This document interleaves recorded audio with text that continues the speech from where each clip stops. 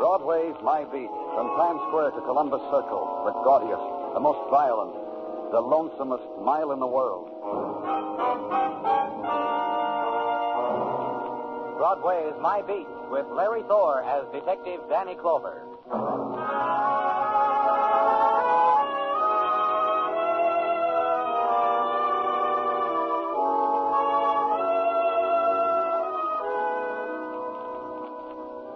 Broadway's glitter is soft, easy on the eye. The glint of pavement has not yet reached its nighttime sheen. The stone is still warm from the touch of twilight, and the neon has not yet bled into scarlet. The voices that screamed against the day are quieter now, and the walk slower. It's the in-between time when the day has not yet yielded to wanton night. It's the end of a tear time before the next one scars your cheek. It's your time, kid, so hold it close. Broadway's clock spins fast.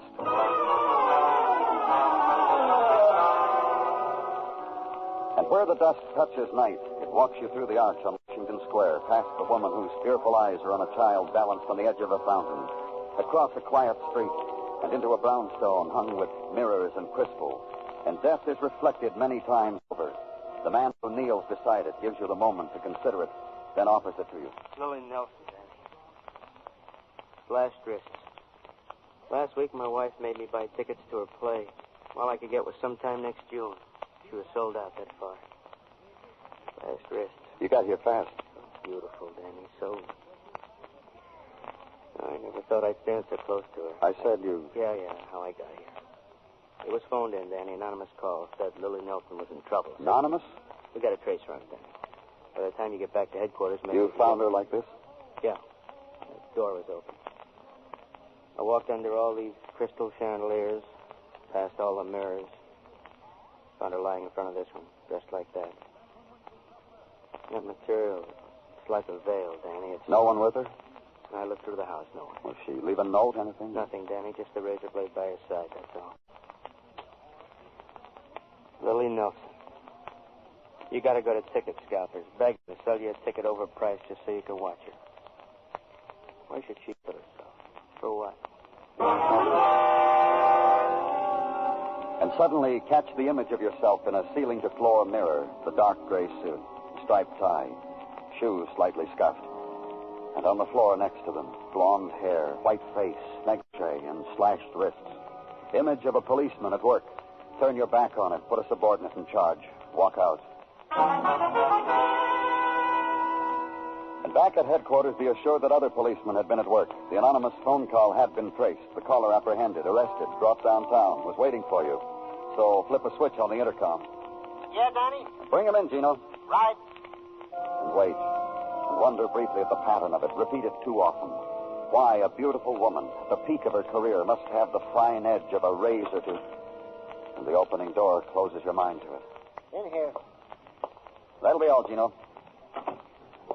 All right, you can sit. I wasn't sure. That's why I called. I knocked the way I always do, and she didn't answer, and right away I can't explain it. I had a feeling. Sit down. That's the only way I can explain it, the feeling. Go ahead, sit down. What's your name? Columbo, Frank Columbo. You see the reason... What do, Frank? I drive her. I'm her chauffeur. That's why. Think there could be any other reason why a guy like me could knock on her door? What do you know about her? Just take it easy, Frank. Tell me about it. 7 o'clock. I called to take her to the theater. She didn't answer my knock. Never happened before. I got worried. I called you police. Why didn't you give your name? Maybe I was being crazy, being worried, but you don't know. You don't know. Know what, Frank? Why shouldn't I worry? You know what she was, Lily Nelson. I know. You know. I drove her, mister. You think I cared about the men who sat with her in the back of the car? They didn't last. None of them. I did. I've seen her cry. Oh? Seen her cry when she was alone. Sitting there in the back of the car. Crying. I'm the man who's seen Lily Nelson cry. You know what a woman feels for a man when she lets him see her cry? Yeah, Danny? She never said it, but... Better get him, Gino. It's going to happen one day. She'd find out I wasn't like the rest. She'd look at me, see me, reach out,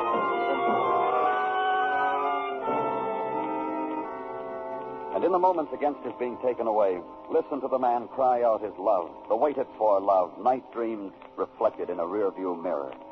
And finally, it was all spilled out, and the words became syllables of anguish and loss.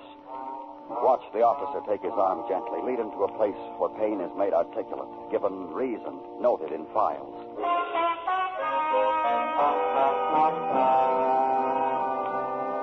Then gather up the publicized elements that had contrived to give life to Lily Nelson, then taken it from her. Her appearance one night, mediocre play, the two-line favorable review, the nurturing of it until it became columns and stardom. And at the crest of it, the play now running, The Forsaken, starring Lily Nelson, produced by Jason Geaver, Crane Theater. And remember that Broadway whispered of Geaver as the star maker, the first to give Lily a leading role. Without him, Lily would have remained a walk-on, a spear carrier. Go to the theater, ask for him. Be told he was in his office at the head of the balcony. Find him suffering over the night's box office report. Someone told you could see me? They were wrong. Police. They're still wrong. Lily Nelson was... You came here to tell me about Lily, personally, out of your own mouth? What's the technical phrase for the butchering of Lily's wrists? Tell me. I'd want to know. I'm eager for crumbs of information. So am I. That should make it easier for us. You walked through my theater. You saw the empty seats.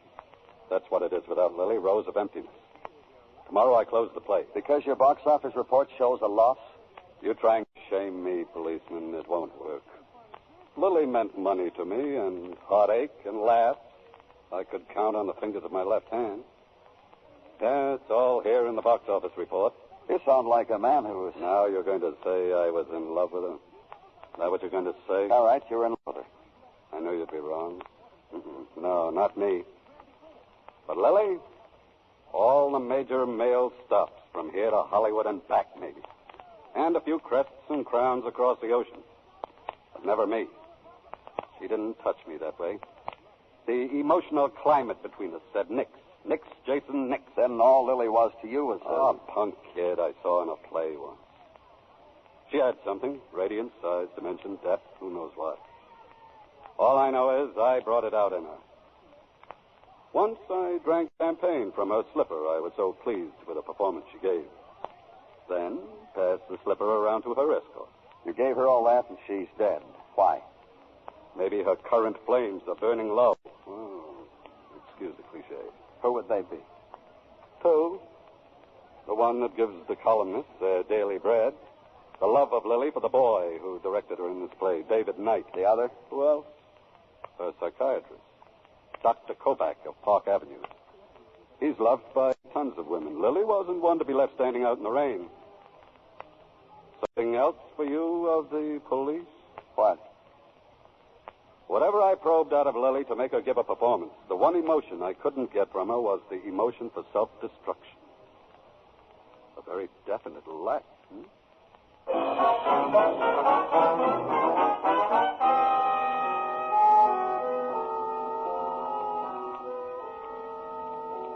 In here, Mr. Clover. Thank you, Doctor. Please be seated.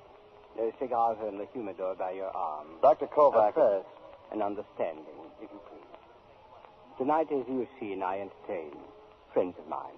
You called me away from them. Therefore, you interrupt. It's a matter of importance, Doctor. You see, There is no malice. Merely the statement that you interrupt. So, if you will be brief. It's about Lily Nelson. Yes? You were her doctor, her psychiatrist. Yes. I want you to tell me about her. About her? Listen, Doctor, a woman is dead. It looks like suicide. It probably is suicide. The reason I'm questioning you is routine police procedure, just to satisfy ourselves it was suicide, so we know what... It was not suicide. What? It was not suicide. How do you know? Dear man, Lily did not slash her wrist. How does one know something? I know. All right, you know. How do you know it and the police don't know it? But you have already said it so nicely. I am a psychiatrist. Lily was too much in love with herself to have mutilated even a hair of her head. As for slashing her wrist, agree with me. Ridiculous. I'm not so sure. She was found dead in front of a mirror. Wouldn't that fit in with what you said? No, on the contrary.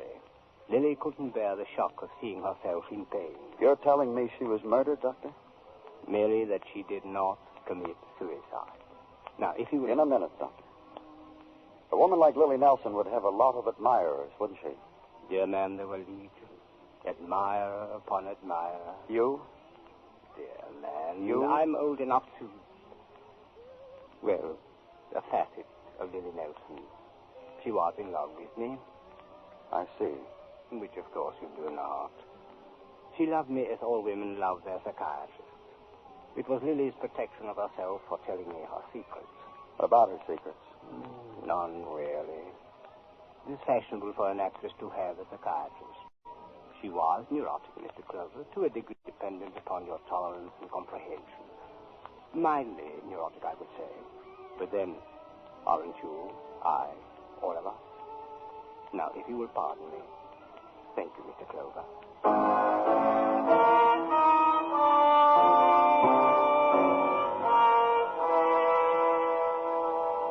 And be ushered out of the library by him, and past the guests who resented alien feet walking through a string quartet, finally walk through a door and get out.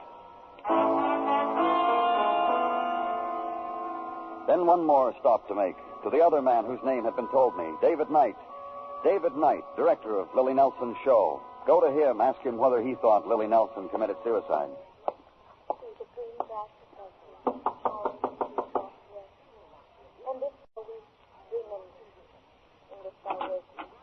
Forget. What do you want? Police, Shut up. See the shadows. Listen to her. I shall not feel the rain. Listen, it's Lily. I shall not hear the nightingale sing on as if in pain, and dreaming through the twilight that doth not rise nor set. Haply I may remember, and haply may forget. That was Lily. Lily Nelson. She made that record for you? Lily. Mr. Knight. Who are you? What do you want? I told you, I'm from the police. Ever since I heard. Ever since the news was told me. I've been here. Listening to her. She's talking to me. Listen. Listen to Lily. Then I am dead, my dearest. Sing no sad songs for me. Plant thou no roses at my head, nor Lily! Lily, I killed you! I killed you! I'm a murderer!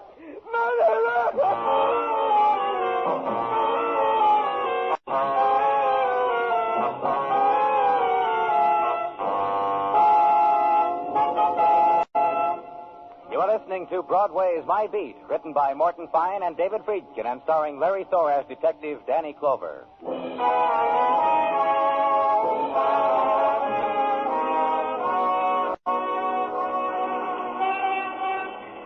It's October and autumn catches hold. Broadway comes up with a miracle. The leaves of red and gold are pasted in flight in shop windows. The stuffed squirrels nibble at plastic acorns. And the mannequins smile their autumn smile, an emotion compounded of wax and the new mink coat. Minor miracles may also be observed. Pink in cheeks, a springier step, and fresh air. It's a new time on Broadway. It's a new season. Open the installment account, kid. The world is yours. And where I was a world compounded on a different stuff. Pain and grief, and the smashed remnants of two lives. The residue of all of it. A man named David Knight, a man who said he was a murderer. I killed it. You held her down and slashed her wrists and watched her die. Killed it. Why? Why? You don't know why? Because you loved her and Because cheated... I loved her. Oh, no. Because she loved me. What? She loved me. I wouldn't have her love. She killed herself. You mean you didn't kill her? Yes, I did. It's my fault she's dead. Don't you see? Don't you understand? No, I don't. I suppose I owed it to her. To love her. But I couldn't love her. And you're telling me she committed suicide? It's my fault she did. Don't you understand that? I'm a murderer. I'm a killer. I killed Lily Nelson. Now, take it just easy. as surely as if... You didn't kill her. It wasn't your fault that... I'll show you. Don't be a fool. I'll show you. You got a gun. Why don't you shoot me? That's what you want me to do, isn't it?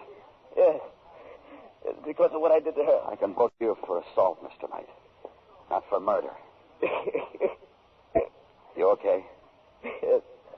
Yes, I'm sorry. Forget it. It's funny. Lily's dead now. She's dead.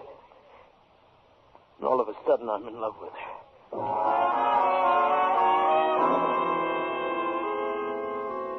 Then give the boy his release and his own cognizance. Watch him kneel to the floor, gather up the fragments of poetry once spoken only for him by Lily Nelson, and now only jagged pieces of a phonograph record. Watch as he holds them for a moment, then flings them into the wastebasket. Then leave him with it.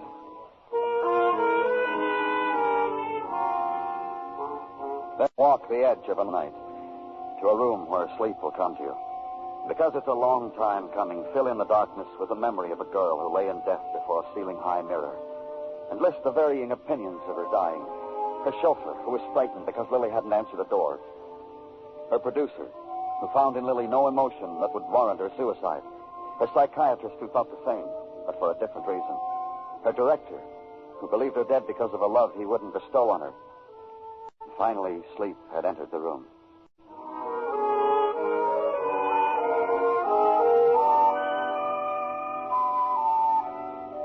In the morning, back to the office. Back to the paperwork. Danny? Come in, Gino. I give you... Bless you. It's nice of you to think of me at moments like this. Well, not at all. Me in the midst of my... Bless you. Who needs it? Just hand me the dosing tissue in my breast pocket. Here you are, Gino. Thank you. Now to the affairs of the day, which amount to practically nil. Miss Lily Nelson, beloved star of the stage, was indeed beloved. Male admirers struck the imagination. We knock when we enter Danny Clover's office, miss. I'm sorry. At the desk, the man... Oh, it's all right. What can I do for you? I'm Janie Cochran. I feel you ought to know about me. Oh? Why? I was a great and true friend of Lily Nelson. And you want to tell me about it? Of course I do. All right, Miss Cochran. Tell me. It started last year. I came to New York. You see, my home is in Mount Vernon. I came to New York, and I had a grand idea. Go on. It was Thanksgiving vacation, and I was on my high school paper, and I thought, it's a grand idea to get an interview with Lily. And I did. I see. Then what happened? Lily was so nice to me. And when I told her about my dramatics and how I was in all my school plays, you know what she said? No, I don't. She said I had the making of a great actress. I didn't believe her, but she was really serious. Oh? Of course she was. She came up to Mount Vernon and visited me. Mother was flabbergasted. Then Lily started to come up and stay almost every weekend. Mother fixed up a room so we could be alone together while we were working. That's funny. I've talked to a lot of people who knew Miss Nelson. None of them ever mentioned you. But we kept it a secret. It was our secret. Lily's and mine. What else did she do for you? Every weekend, presents. A watch. This one. The dress I'm wearing. And picnics and rides. So many things. Did you ever meet any of her other friends? Oh, never. We had a secret friendship. But now, well, it's all over. Isn't it, Mr. Clover?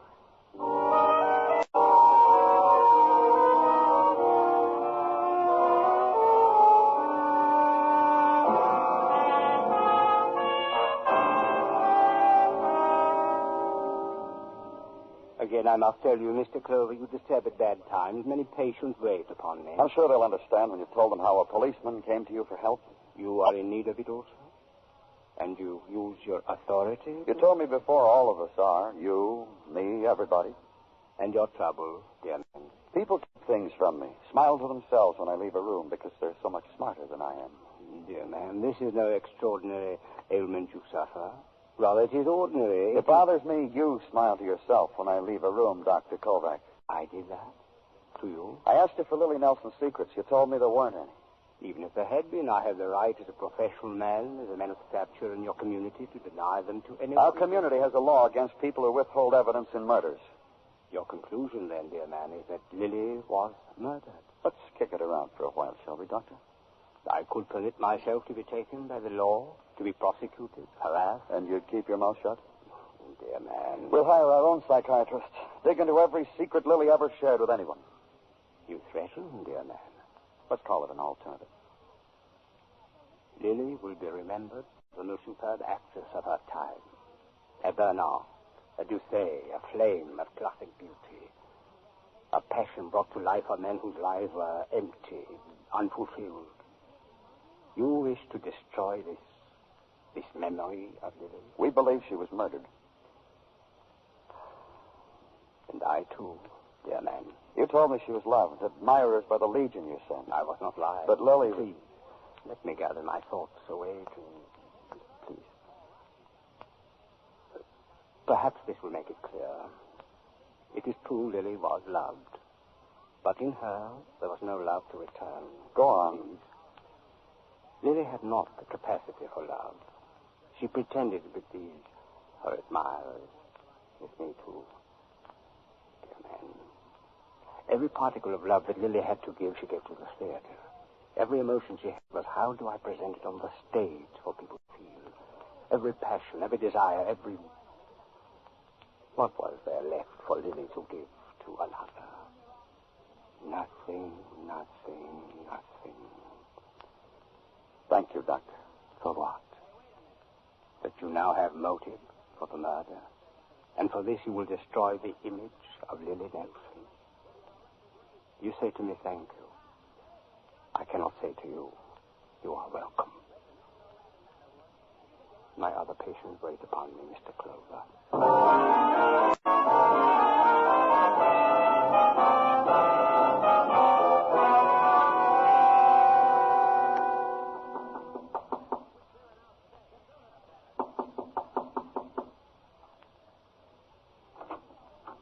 Oh. Well, Mr. Clover, come on in. Can I get you something? Bourbon? Scotch? I'm not interrupting something, am I?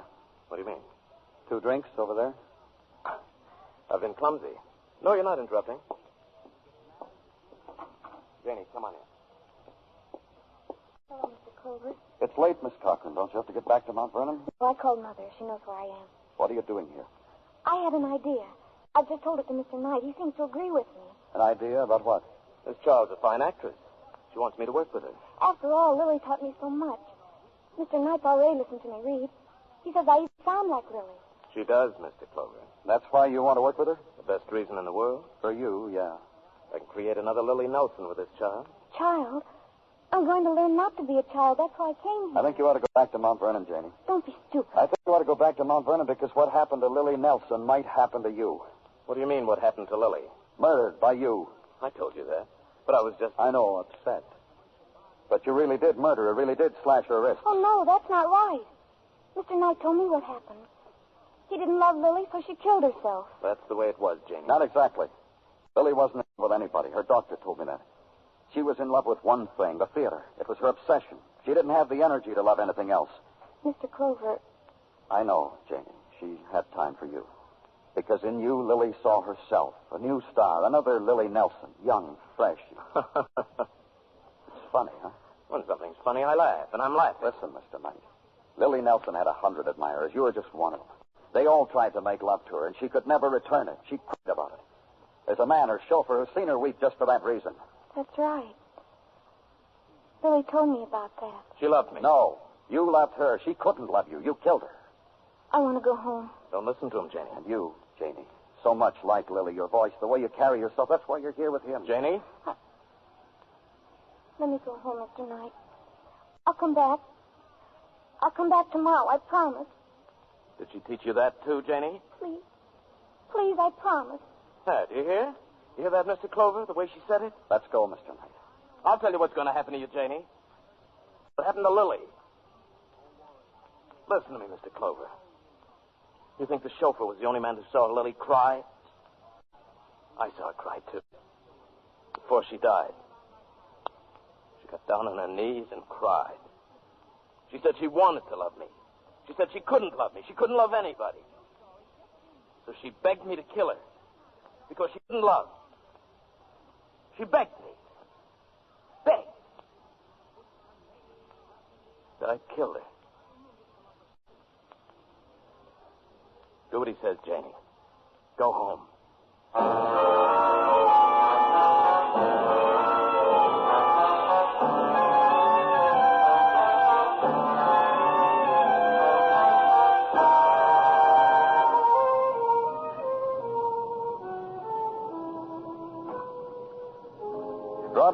representing itself at time.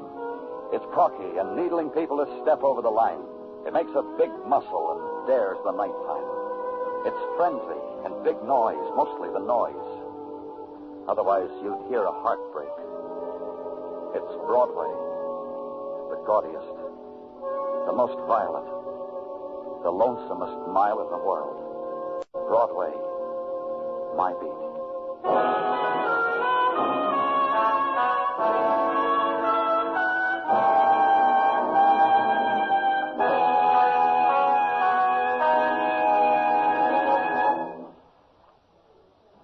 Broadway Is My Beat stars Larry Thor as Detective Danny Clover, with Charles Calvert as Tartaglia and Jack Crucian as Muggavan. The program was produced and directed by Elliott Lewis, with musical score composed and conducted by Alexander Courage. In tonight's story, Paul Frees was heard as David Knight, Joyce McCluskey as Janie Cochran, Jane Avello as Dr. Kovac, Ed Max as Jason Geaver, and Clayton Post as Frank Colombo. Bill Anders speaking.